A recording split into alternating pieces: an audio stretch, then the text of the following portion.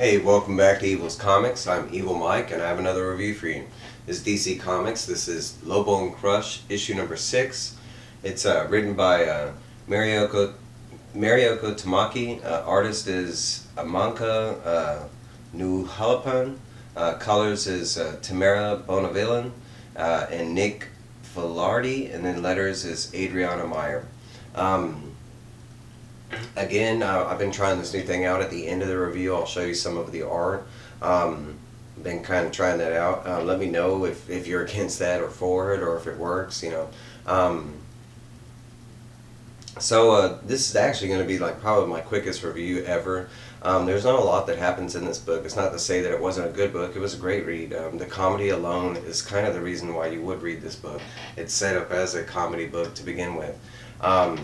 And it's not, I mean, you could say it's main continuity. I don't know. I mean, because she is one of the leaders in the Teen Titans, and this is kind of one of her side missions, you know.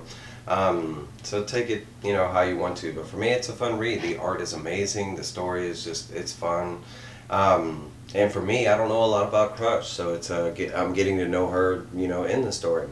And basically, this issue is all about, you know, in the beginning of the story, she had broken up with her girlfriend, and that's why she has kind of started out on this mission. The previous issues, what the whole book is about, is she got a message from Lobo, her father, and he was in prison, you know, somewhere in an intergalactic prison, and he reached out to Crush saying he wanted to have a father-daughter kind of a, you know, meeting and stuff like that, saying it would help him with his psychological problems, and she took the bait and fell into it. She got tricked, and they switched places using some DNA stuff. Now she has been released to track down Lobo and bring him back, and with the fear of she has a bomb tied to her wrist, which, you know, basically it has like a 24-hour or 48-hour timer, I can't remember, and supposedly it's got, like, you know, the strength of like 1 million different suns, enough to kill a Shazarian. I know someone brought up the attention that, like, I mean, Lobos they specifically can't be killed because of their regenerative ability. I think this is playing on, like, Crush not knowing a lot about her abilities. She doesn't know a lot about being a Shazarian, so, and the only thing people know to tell her is what they've seen from Lobo. She hasn't had a lot of interaction with her dad. So I think the book is just playing on that. Like, I don't think there is a way to, you know, technically kill Lobo or his daughter. I've seen him regenerate from some crazy stuff.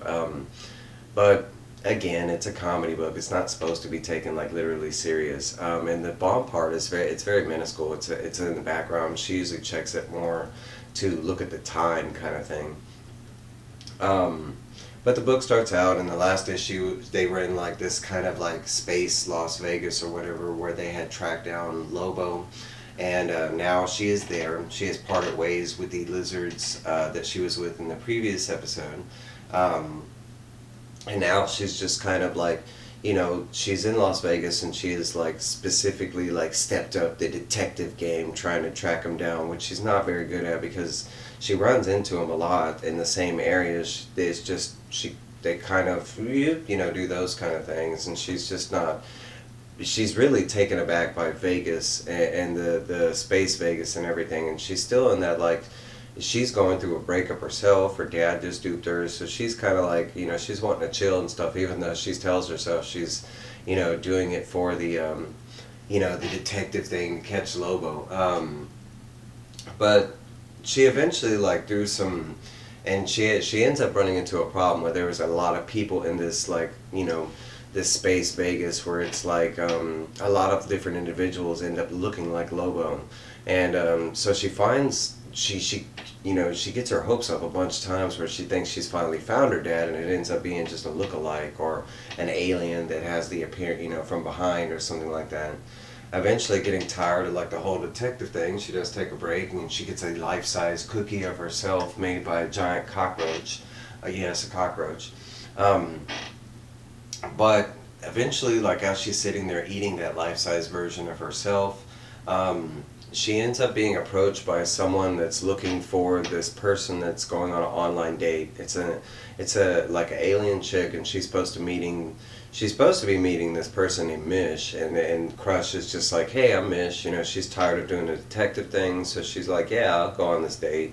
And at first, she's not even into it. She's kind of like, she's just fucking with the person in the beginning, and I want to say for like the first like 20 minutes of this date, because the whole rest of the book is just this date, and it's really just, she's kind of using it, trying to like help her with her breakup with her girlfriend, because the breakup happened over something like dumb, and it wasn't really like Crush's fault, and it was just kind of circumstance type of thing, and Crush is just, she's kind of like pig-headed, and she doesn't want to admit any kind of fault, and that's where they're at.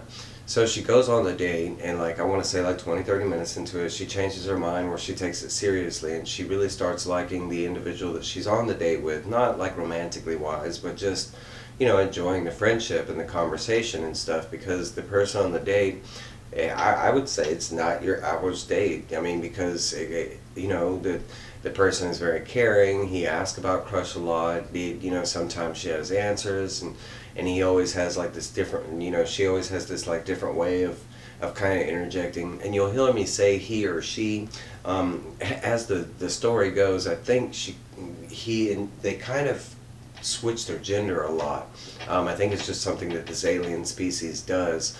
But in the beginning, it looks like and it sounds like, or it sounds like, but it comes across as a guy. And as the book goes, she mentions that, so I think it's like, it's not me, it's the book. But it's supposed to be like kind of like a gender neutral situation is what it really is. And but the whole date is taken in like a fun, they go out, they get characters made, they ride some rides, they drink some drinks, they go out and have, get some food. And eventually there's some other stuff, like they go to this comedy club, and she ends up, it's kind of like one of the hiccups of the date, because they go to, like, the end of the date, they're supposed to go to this live tour, and it's supposed to be this comedy show, and it's a stand-up comedy, and basically when they go there, the comedian tends to just pick on Crush, and Crush takes it personal. She ends up trying to fight the guy, and she does end up beating him and stuff, and after she has beaten this guy, she realizes that her date just took off and left Crush there. But what it really is because Crush had leapt to violence kind of thing and hatred, and the date was like, no, this person isn't for me kind of thing. And Crush does end up, catching this person, and like, this is where the whole like, the lie comes out, and he, this person finds out that it's Crush, and it's not the date that he was supposed to go on, And he, just asks why and this and that, and she kind of explains the whole problems with her girlfriend and stuff like that. And eventually this amazing person does look over all this stuff that Crush has done, and she kind of gives her some good advice, in the end of it and stuff like that. And the date concludes and they go on their way, and at the end of this, Crush takes in like a lot of morale boosting, because she ran into this person, and everybody she's run into has just been like junk or trash, because she's following her dad, and her dad is kind of, he is the main man, you know what I'm saying, but he is kind of a douchebag.